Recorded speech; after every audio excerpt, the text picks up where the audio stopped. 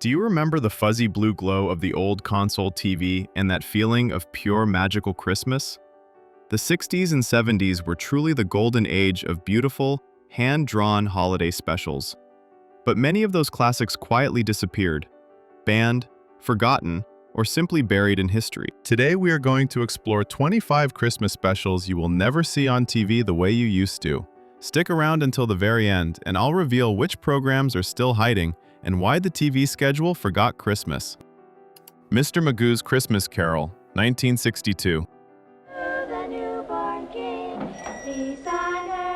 This was the first animated Christmas special ever made specifically for American television, a true pioneer, launching before both A Charlie Brown Christmas, 1965, and The Grinch, 1966. This groundbreaking piece was stunningly ahead of its time. It wasn't just another adaptation of the Dickens story. It was a full-fledged stage musical, bringing Broadway right into your living room. The nearsighted Mr. Magoo, famous for his silly extra, took on the role of Ebenezer Scrooge, combining characteristic humor with huge, sweeping Broadway-style songs. Despite the humorous elements, the film still conveyed genuine emotion and became the blueprint for every Christmas special that followed. For many viewers at the time, watching Magoo's Christmas Carol felt like attending a grand stage opening night, complete with musical majesty and rich animation. However, despite being a groundbreaking classic, this pioneering film slowly faded. The main reasons were changing audience tastes and broadcasting schedules. By the late 70s, the stop-motion specials by Rankin Bass Productions started to dominate the screen. Due to NBC losing broadcasting rights and the rise of new trends, Magoo's humble Christmas debut was pushed into the shadows. A Charlie Brown Christmas, 1965. A Charlie Brown Christmas, 1965. There is an admirable simplicity in A Charlie Brown Christmas, a cartoon that debuted right after Mr. Magoo's Christmas Carol. It's the combination of the tiny tree, the gentle jazz music humming in the background, and the necessary pauses that allow the story to breathe. This is the kind of quiet stillness most modern specials wouldn't dare attempt. The film shaped the Christmas experience for generations of American audiences. Premiering on CBS on December 9, 1965, it instantly achieved high ratings. The genuine quality is what made it special. The real children's voices, the imperfections in the animation, and especially Linus's heartfelt speech about the true meaning of Christmas, all creating a profoundly human feeling. It delivered a humanistic message untouched by commercialization. Yet, over the years, the classic's TV presence became shaky. The show's rights constantly jumped from network to network, from CBS to ABC in 2001, and then transitioning to streaming services.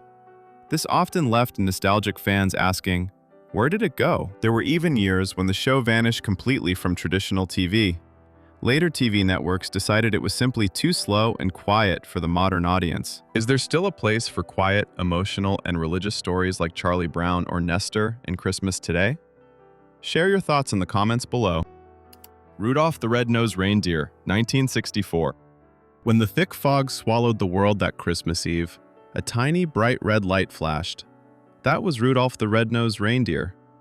The film, produced in the stop-motion claymation style by Rankin Bass Productions, wasn't just a cartoon, it was a parable wrapped in tinsel and truth. Mocked for his glowing nose, Rudolph fled with Hermie, the elf who wanted to be a dentist, and Yukon Cornelius, the gold prospector with a heart of gold. Together, they found the island of misfit toys, a place where broken toys and imperfect souls still deserve to be loved. This film became the template for holiday television. It felt like being in a small room, with the soft yellow light, the smell of pine and cocoa, and the hum of the old TV filling the air. However, like Rudolph himself, this special began to fade over time. TV networks constantly edited scenes, changed the broadcast time, and sometimes skipped it entirely. Some years it aired late, and some years it didn't air at all. No goodbyes, no reasons, just silence. Gradually, Rudolph the Red-Nosed Reindeer became a ghost in the broadcast schedule, its bright red light dimmed by corporate rights issues and changing tastes.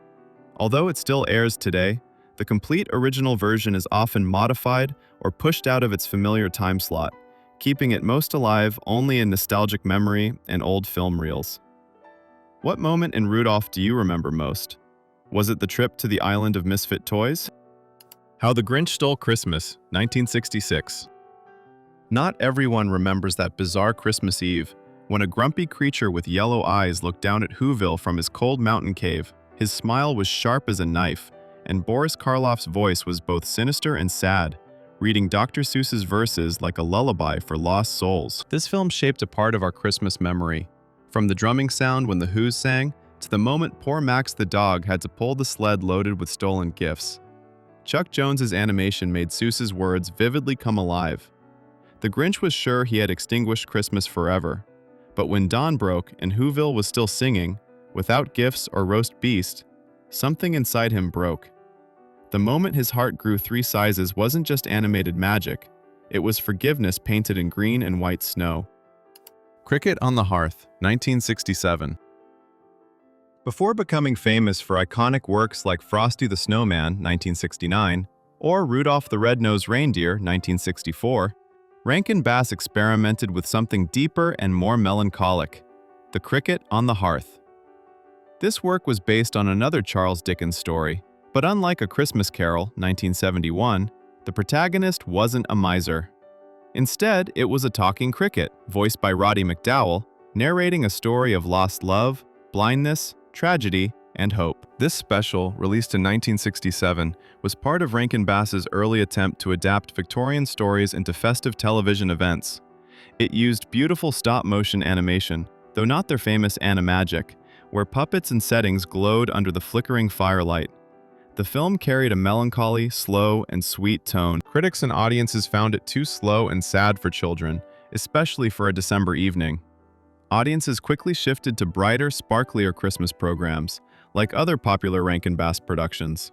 TV networks, which favored shows that were more standout and easily accessible to fit increasingly tight schedules, dropped this work.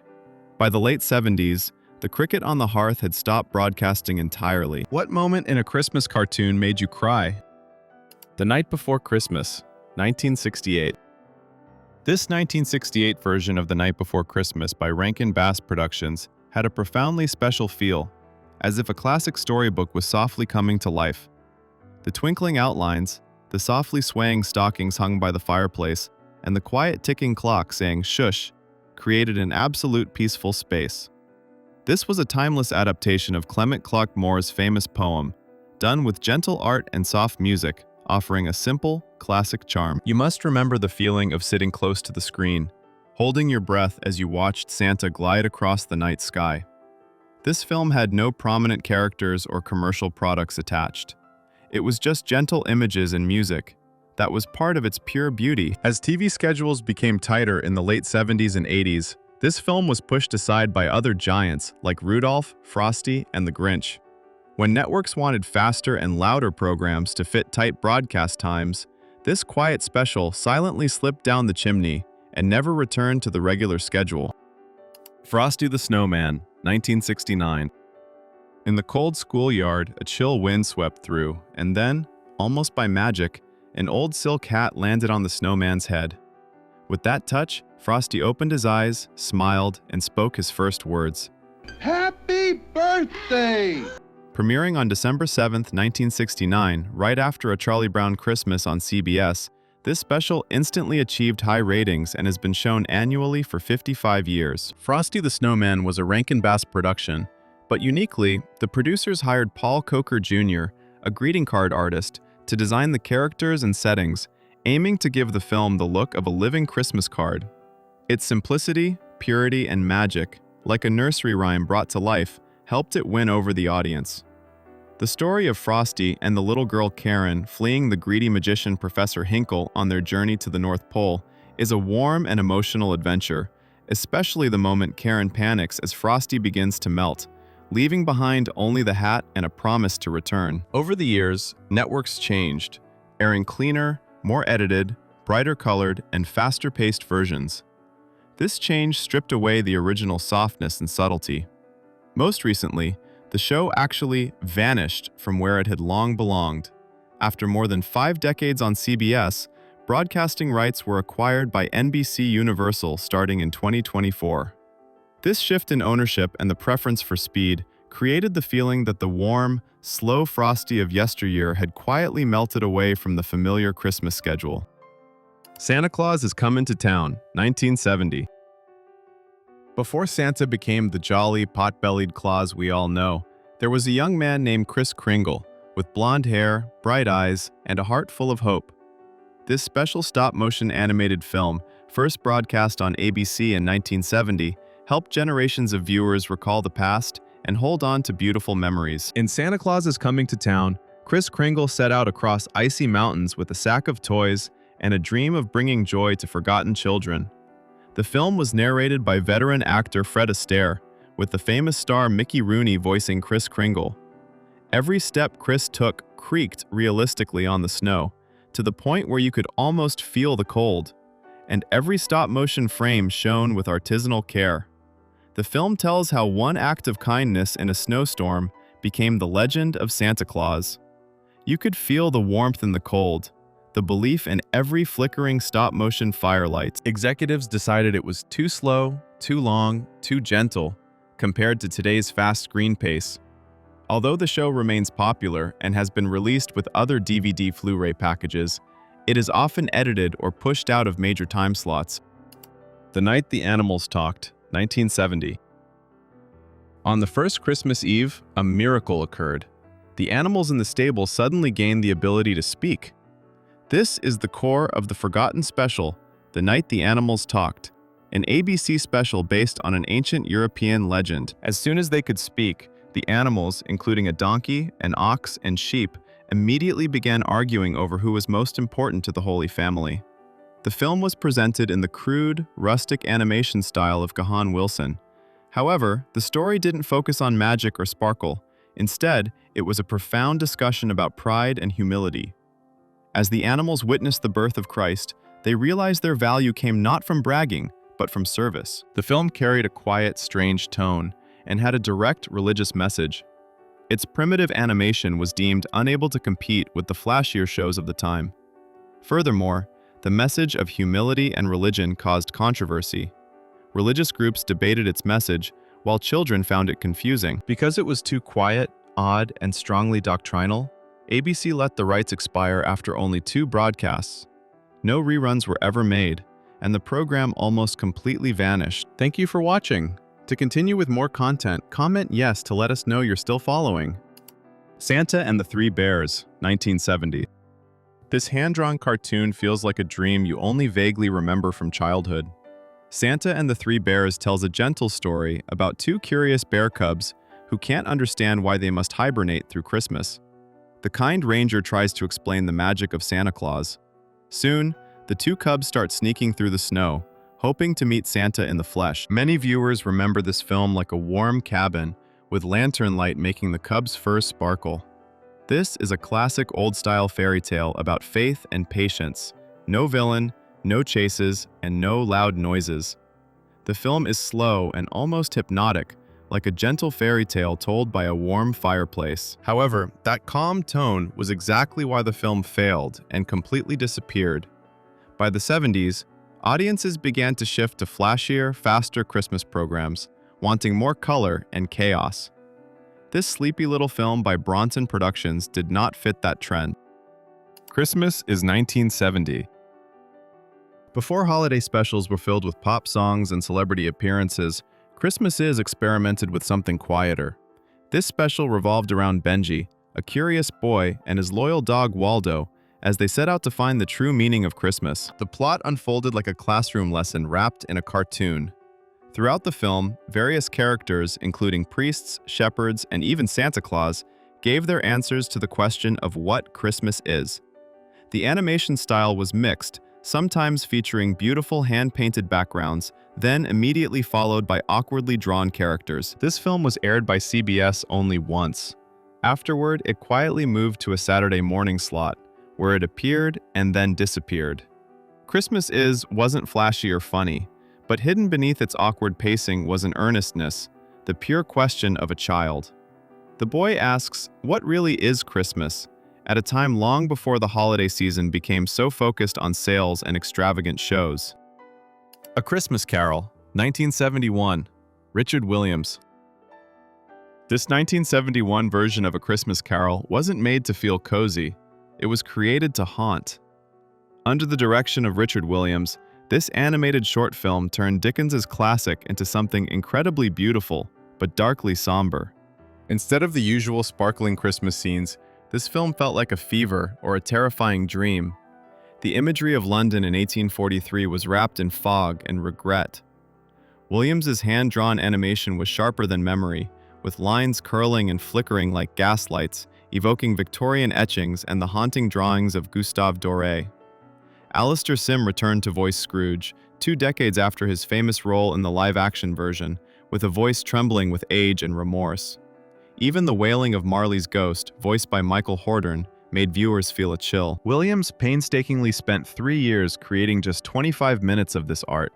When the film aired, audiences were astonished, and some were genuinely frightened. ABC received complaint letters that it was too grim for children, especially the scene where Marley's ghost moans from the darkness. Although it won the Oscar for Best Animated Short Film, TV networks quickly stashed it away, opting instead for the safer sparkle of Rudolph and Frosty. By the mid-70s, the film had almost completely vanished. Santa and the Ice Cream Bunny, 1972. If you have never seen Santa and the Ice Cream Bunny, you are both lucky and missed one of the strangest Christmas specials ever made.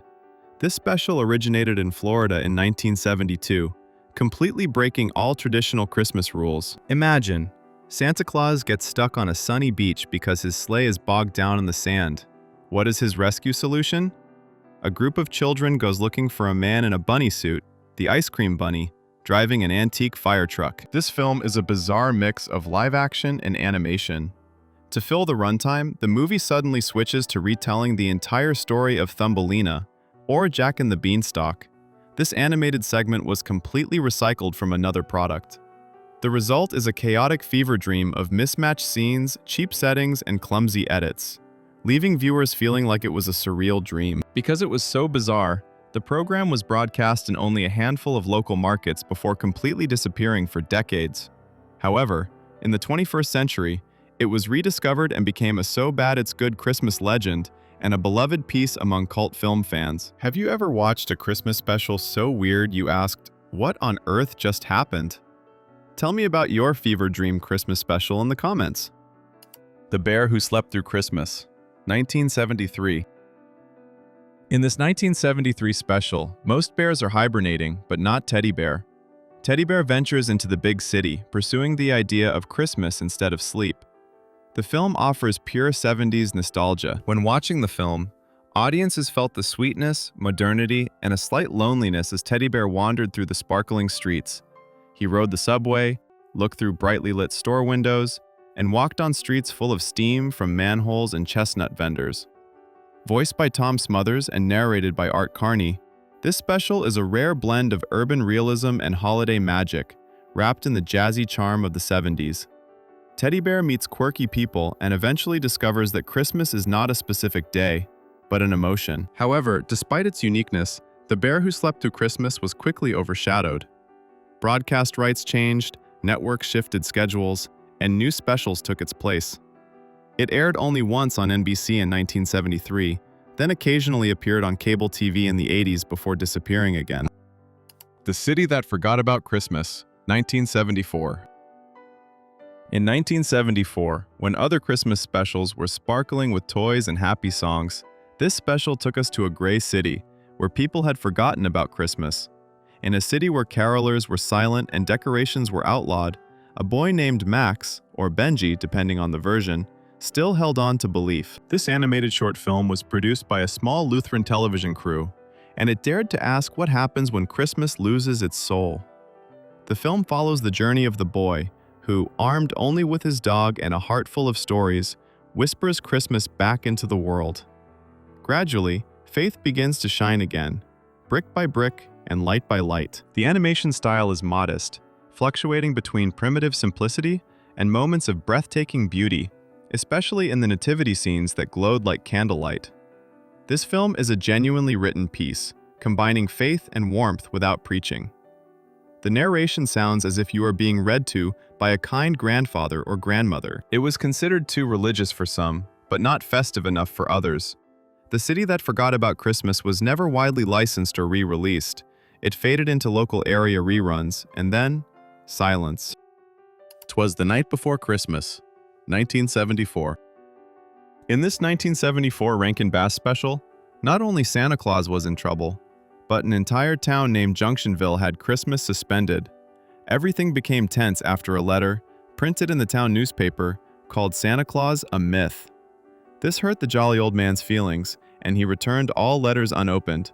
The sounds of sleigh bells completely ceased. To save the situation, Father Mouse and the clockmaker Joshua Trundle decided to build something seemingly impossible, a clock that could sing a song loud enough to reach the North Pole. However, this film is not just about music, but about belief. The problem lies with the tiny mouse Albert Mouse, a logical mind who doubted magic and, due to tinkering, damaged the gears along with the town's hope. As people grew bitter and the snow fell thickly, Albert sneaked back into the workshop, trembling as he repaired what he had broken. When the clock finally chimed in the cold winter night, its song sounded like forgiveness. "Twas the Night Before Christmas" focuses on how a small act can turn doubt into wonder. This special was aired by CBS for 2 decades. Despite having beautiful hand-drawn animation, offering a sense of warmth and hope, it was still overshadowed by larger Rankin Bass productions. Ultimately, it drifted off the screen like a snowflake in warm air, removed from regular reruns. The First Christmas, the story of the first Christmas snow, 1975. If you thought Rankin Bass couldn't get more sentimental, then The First Christmas, the story of the first Christmas snow, proves otherwise. This gentle stop-motion film debuted in 1975, telling the story of Lucas, a shepherd boy who lost his sight after a lightning storm. Lucas's story doesn't take place at the North Pole or a modern city, but in more ancient lands. He is cared for by kind nuns who teach him about faith, hope, and the miracle of snow. The film is narrated by veteran actress Angela Lansbury, with a tone more spiritual than commercial. The film is made in the classic Rankin/Bass style, with sophisticated stop-motion animation, glowing candles, falling snow like glitter, and music gentle like a lullaby. This is a touching and slow-paced story. By the 1980s, American TV networks began to favor flashier and faster-paced Christmas shows. The First Christmas, the story of the first Christmas snow, did not receive the massive promotional campaign of Rudolph or Frosty, and gradually disappeared from the broadcast schedule. The Tiny Tree, 1975. The Tiny Tree is an NBC special aired in 1975, offering a very moving and gentle story. The plot revolves around a tiny, crooked, and ashamed Christmas tree standing on a snow-covered hill. Around it, other tall pines sparkled with perfection, while the forest creatures mocked its odd branches. This film was brought by Hallmark, with a style of animation resembling watercolor paintings. Every frame feels like a gently breathing Christmas card. The story changes when a lonely little girl accidentally finds this tree. In her gentle eyes, the little tree finally sees its own worth. The program also featured voice work by Janet Waldo and Don Messick, along with music by Buddy Baker, all wrapping the story in a quiet wonder. Despite its warm and sincere content, a story about acceptance, kindness, and empathy, The Tiny Tree vanished almost immediately. NBC only aired it for 3 years. Its gentle heart could not compete with the noisier, flashier specials of the time. Hallmark later switched to live-action TV movies, leaving The Tiny Tree to slowly fade. If this video brought back good memories, give it a hype. Your support keeps nostalgic content like this alive. Frosty's Winter Wonderland, 1976. After the massive success of Frosty the Snowman, 1969, Rankin Bass returned in 1976 with the sentimental sequel, Frosty's Winter Wonderland. This special didn't try to outshine the flashy original. It simply tried to warm it up. This gentle stop-motion animation tells of Frosty finding a wife, the snow girl Crystal, who sparkles under the streetlights. Jackie Vernon continued to voice Frosty, while famous actor Andy Griffith took over the role of narrator, as Jimmy Durante had retired. The plot was written by Romeo Muller and inspired by the song Winter Wonderland. When Crystal touches Frosty's cheek, the snowflakes melt, and everything becomes soft, quiet, and genuine. Although the film introduces a new villain, Jack Frost, this special features almost no chases or rushed action. It is a gentle love story unfolding at the end of winter, and it doesn't even mention Christmas. Over the years, American TV networks preferred the louder, brighter original. This subtle sequel gradually drifted away like spring snow, and eventually, it was removed from official broadcasts, surviving only in collections or old tapes. The Little Drummer Boy, Book 2, 1976. The Little Drummer Boy, Book 2 is a more emotional and heavier sequel from Rankin Bass, released in 1976, continuing the story of Aaron, the drummer boy who once performed for the Christ Child. Unlike the original, this film is no longer a pure story of simplicity. It is a journey of struggle with loss and courage. In this forgotten sequel, Aaron returns, carrying a new drum and a heavy heart burdened by fading faith. He partners with the three wise men to deliver gold to a child in need, but the gold is stolen by greedy soldiers. The film is filled with moral lessons about sacrifice and redemption. The stop-motion visuals of Rankin Bass are very realistic. The clay models of towns, stone walls, and tiny carriages look authentic. The drum rhythm becomes faster as Aaron runs through stone gates and crowded markets. The music, with gentle guitars, distant choirs, and the steady beat of the drum, sounds like a prayer. This program is neither gentle nor sweet like the first part. It is about loss and the difficult hope that exists when the magic seems to have gone. Audiences expected the cozy joy of Christmas, not religious danger and childlike despair. TV networks continued to air the cheerier original, but quietly kept this part hidden, not banned, but forgotten. Rudolph's Shiny New Year, 1976.